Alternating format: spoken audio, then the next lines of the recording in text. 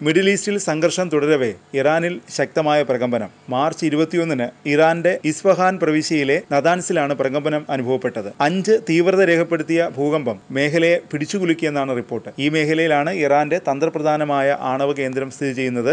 Natanz ആണവ കേന്ദ്രത്തിന് സമീപമാണോ പ്രകമ്പനം അനുഭവപ്പെട്ടതെന്നും വ്യക്തമല്ല. നിഗൂഢമായ ഈ പ്രകമ്പനം നിരവധി ചോദ്യങ്ങളും ഉയർത്തുന്നുണ്ട്. ഇറാൻ ആണവ പരീക്ഷണം നടത്തിയതാണോ എന്നാണ് അമേരിക്കയും ഇസ്രായേലും ഉൾപ്പെടെയുള്ള രാജ്യങ്ങൾ നിരീക്ഷിക്കുന്നത്. നേരത്തെയും ഇത്തരം പ്രകമ്പനം മേഖലയിൽ അനുഭവപ്പെട്ടിരുന്നു. ഇപ്പോഴുണ്ടായത് ഭൂകമ്പമാണോ ആണവ പരീക്ഷണമാണോ എന്ന ചോദ്യമാണ് ഉയരുന്നത്. റിപ്പോർട്ടുകൾ പുറത്തു വന്നതോടെ ലോകം വലിയ ആശങ്കയിലാണ്. ഇറാന്റെ പിന്തുണയുള്ള ഹൂതികളും ഹമാസും യുഎസിലും ഇസ്രായേലിനും നേരെ അതിശക്തമായ ആക്രമണം നടത്തുകയാണ്. ഇരു രാജ്യങ്ങൾക്കുമെതിരെ മുന്നറിയിപ്പുമായി ഇറാനും എത്തിയിരിക്കുന്നു. അതിനിടെ ഇറാനെതിരെ സംയുക്ത സൈനികാക്രമണത്തിന് അമേരിക്കയും ഇസ്രായേലും ഒരുങ്ങുന്നതായി റിപ്പോർട്ടുകൾ പുറത്തു വരുന്നുണ്ട്. ഈ പദ്ധതികൾക്ക് അന്തിമ രൂപം നൽകുന്നതിനായി ഇരു രാജ്യങ്ങളിലെയും പ്രതിനിധികൾ ചർച്ച നടത്തും. ഇതിനായി ഇസ്രായേൽ പ്രതിനിധി അടുത്ത ആഴ്ച തന്നെ വൈറ്റ് ഹൗസ് സന്ദർശിക്കുമെന്നാണ് ഏറ്റവും പുതിയ വാർത്ത. ട്രംപ് അധികാരമേറ്റതിനു ശേഷം US ഇസ്രായേൽ സ്ട്രാറ്റജിക് കൺസൾട്ടേറ്റീവ് ഗ്രൂപ്പിന്റെ ആദ്യ യോഗമാണിത്.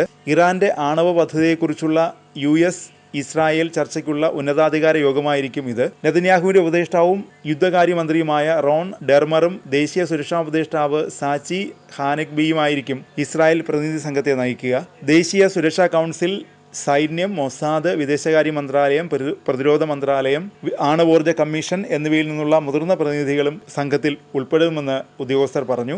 ട്രംപിന്റെ ദേശീയ സുരക്ഷാ ഉപദേഷ്ടാവ് മൈക്ക് വാട്സ് നയിക്കുന്ന US സംഘത്തിൽ state department, pentagon, US intelligence community എന്നിവയിൽ നിന്നുള്ള പ്രതിനിധികളും ഉണ്ടാകുമെന്നാണ് പ്രതീക്ഷ. ഹോമരാഷ്ട്ര സംഘർഷങ്ങൾ വർദ്ധിക്കുമെന്ന സൂചനയാണ് പുതിയ റിപ്പോർട്ട് നൽകുന്നത്. ഹമാസ്, ഇസ്രായേൽ, അമേരിക്ക സംഘർഷങ്ങൾക്കിടയിലാണ് ഇറാൻ കൂടി കടന്നു വരുന്നതെന്നതും ശ്രദ്ധേയമാണ്. ഇറാനെതിരായ പോർമുഖം ശക്തിപ്പെടുത്താനുള്ള അമേരിക്കൻ നീക്കത്തിന്റെ ഭാഗമാണ് ഇസ്രായേൽ US ചർച്ച. പുതിയ ആണവ കരാറിനെക്കുറിച്ച് ചർച്ച ചെയ്യാൻ പ്രസിഡന്റ് ട്രംപ് നടത്തിയ ഏകപക്ഷീയ നീക്കത്തെ ഇറാൻ തള്ളുകയും ചെയ്തിരുന്നു. ഇറാനുമായി അനുരഞ്ജനത്തിലെത്താൻ സാധ്യതയില്ലെന്ന നിഗമനമാണ് ഭാവി തന്ത്രങ്ങളെക്കുറിച്ചുള്ള ആശങ്ക അമേരിക്കയിൽ ഉണ്ടാക്കിയത്. ഒരു കരാറിലെത്താൻ കഴിഞ്ഞില്ലെങ്കിൽ ഇറാന്റെ ആണവ പദ്ധതിയിൽ സൈനിക ആക്രമണങ്ങൾ നടത്തുകയാണ് അമേരിക്കയുടെ ലക്ഷ്യം. കാര്യങ്ങൾ സൈനിക ശക്തിയിലേക്ക് നീങ്ങുകയാണെങ്കിൽ സംയുക്ത നടപടി വേണം. ഇതായിരിക്കും വൈറ്റ് ഹൗസ് കൂടിക്കാഴ്ചയുടെ അജണ്ടയെന്നാണ് ഇസ്രായേൽ മാധ്യമങ്ങൾ റിപ്പോർട്ട് ചെയ്യുന്നത്. പക്ഷേ ഇറാനെതിരായ ആക്രമണത്തിൽ ഇസ്രായേലിന് ഇതുവരെ തീരുമാനമെടുക്കാനായിട്ടില്ല. ആക്രമണത്തിന്റെ സ്വഭാവം ഏത് രീതിയിലായിരിക്കണമെന്നതിൽ യുദ്ധകാല ക്യാബിനറ്റിൽ തീരുമാനമായില്ലെന്നും അവർ വ്യക്തമാക്കുന്നു. ഇറാന്റെ ആണവ കേന്ദ്രങ്ങളെ ആക്രമിക്കുമ്പോൾ ഒന്നിലധികം കേന്ദ്രങ്ങളെ ലക്ഷ്യമിടേണ്ടതുണ്ട്. ചില കേന്ദ്രങ്ങൾ ഭൂഗർഭ ബങ്കറുകളിലാണ്. പെട്ടെന്ന് പുനർനിർമ്മിക്കുന്നതടക്കം സമഗ്രമായ ആക്രമണമായിരിക്കും ഇറാനെതിരെ നടത്തേണ്ടതെന്നും ഇസ്രായേൽ അനലിസ്റ്റുകൾ പറയുന്നു.